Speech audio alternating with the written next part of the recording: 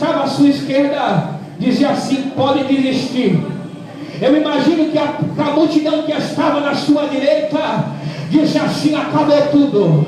Eu imagino que a multidão que estava na esquerda dele dizia assim: entrega porque já era. Eu imagino que a multidão que estava na direita dizia assim: não tem mais solução, você não serve para ser um pregador. Eu imagino que a multidão da esquerda dizia assim: tu vai louvar para quê? Eu imagino que a multidão dizia assim: já era, esquece. Mas Jairo olhou para uma voz que vinha lá de cima e dizia assim: você tem potencial, continua. Essa beleza não terá que pelejar, continua.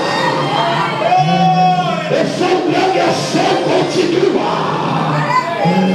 Quem baixo sou eu, continua.